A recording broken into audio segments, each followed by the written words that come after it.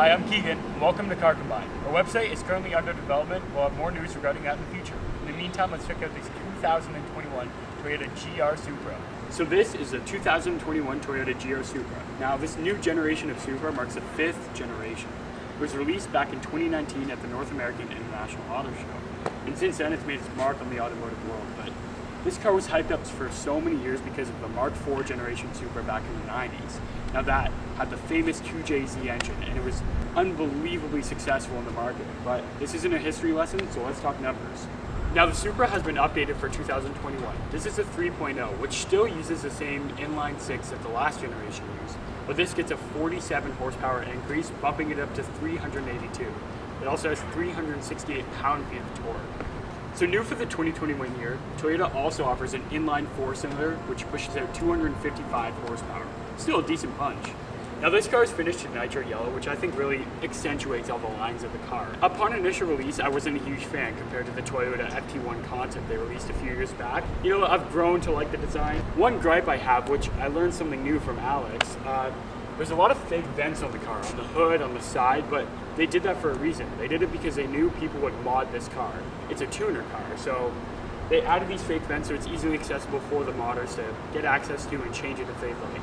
Now the new Mark V Supra still carries that same shape of the Mark IV, just updated, more futuristic. We really think it flows really nice, and the coupe-like design is amazing on this car.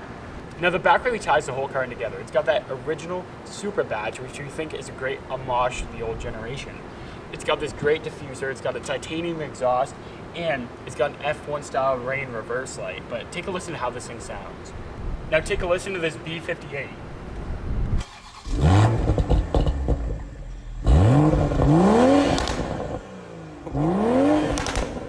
Now impressively enough, this car uses Brembo 4-piston brakes. But while we're at the front, let's take a deeper look at the headlights. Now these are a great modern rendition of the old Supra headlights. They've got that modern feel with that LED light strip. They have that retro shape. Now this car is also fitted with a black mirror, which is an option, but I think it really adds a sinister look to the car. Now if you know anything about the new Supra, you know that everybody calls it just a rebodied BMW Z4. And there's so many BMW parts on the interior, and the engine is BMW, but why is that a bad thing? BMW is a great manufacturer, and at the end of the day, would you rather a Toyota interior or a BMW interior? I think this interior looks great. I think it's fun, it's sporty, it's kind of luxurious, and I think it's better than what Toyota could have done on their own. It's got carbon fiber everywhere. It's got the piano black accents. It's got the great BMW infotainment system, which is a lot better than Toyota's at the end of the day. I think Toyota and BMW working together to create such a great car is not a problem. People make it seem like it's such an issue, but again, BMW is such a great manufacturer that I think it really made this car what it is now. Another cool feature is that little Toyota Supra badge on the door sill here. But again, you can see a BMW steering wheel, BMW switches, BMW center screen here. But again, that's not a bad thing. This car was a great blend between the two, and it made this car a lot better than what it could have been. It's also got a JBL sound system. Now, not many people know this, but this car is actually considered a hatchback, and it's got a lot of trunk space for such a small little sports car. But another cool thing, even though this is a press car, I think I'm gonna have to take this and hang it up in my room. It's got the old original Supra floor mat. So now that we've had a brief overview of the 2021 Toyota GR Supra, let's go take it for a spin. So, Alex and I are here in the 2021 Toyota GR Supra. We've got security behind us. We were just setting up the cameras, and apparently this is a federal restricted zone or something. Whatever. We're now driving the 2021 GR Supra. This is the updated version with 382 horsepower, 362 pound-feet of torque with a flat inline six. I drove the previous Supra, so did you. And to actually like the Supra, I feel like it's a car you have to drive, because initially upon release, I was not a huge fan of the Supra myself. After actually getting to drive one and experience it, what a fun little sports car. And people hate on the whole BMW aspect of the car, but as we talked about earlier in the video, why is that a bad thing? BMW is a great manufacturer. Me and Alex were talking about this a bit. Like, at the end of the day, would you rather your Toyota look like a Toyota or look like a BMW?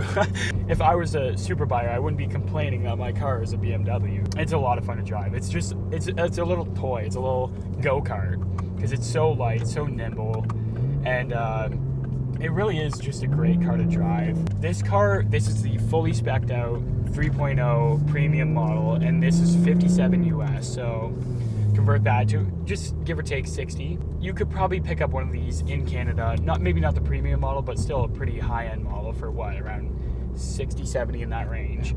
This is so much car for the money. It's a blast to drive. It looks good. It looks like a European sports car. I have no complaints about this car, really. Like, it is truly such an amazing car, and it sounds great too. We have it in sport mode here in the manual. I'll drop a couple gears. You can hear it. You can hear the pops. Yeah. It's a fun little car, and it's got decent acceleration too. Like, it's a great sports car. I feel like it would be a great sports car to learn how to, like, properly drive. It would be a great track car. It would be, I don't know. I think it's a great car. What about you? You know, even though this is the 3.0 premium, this is one of the highest spec versions, even the base model is still tons of fun. Great car. We had the 2020 last year, just the base model, at 280 horsepower, something like that, and it was still amazing. It felt like more than enough power.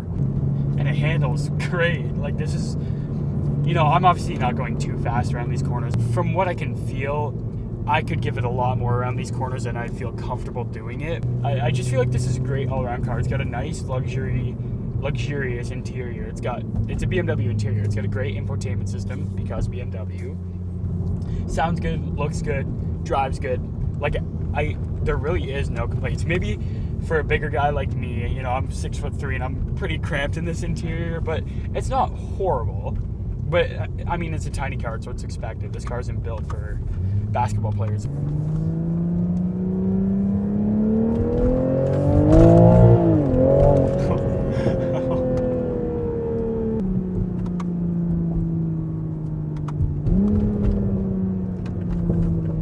So I actually was there for the release of this car back in 2019 at the North American International Auto Show in Detroit. So this car had a lot to live up to with the old 2JZ Supra. That car is legendary. Like, everybody knows the Mark IV Supra with the 2JZ engine, the best of the best. And it's a great engine. It's reliable, it's powerful. You can get more power out of it without having to make too many engine upgrades. Like, it is a great engine platform that they worked with, and they knew people were going to mod the crap out of this car anyways, so they made it reliable, which I'm like, this is a great all-around car. They did what they set out to do, and that was make a successor to the Mark IV Supra. And again, they know people are going to just tune the absolute crap out of these things, so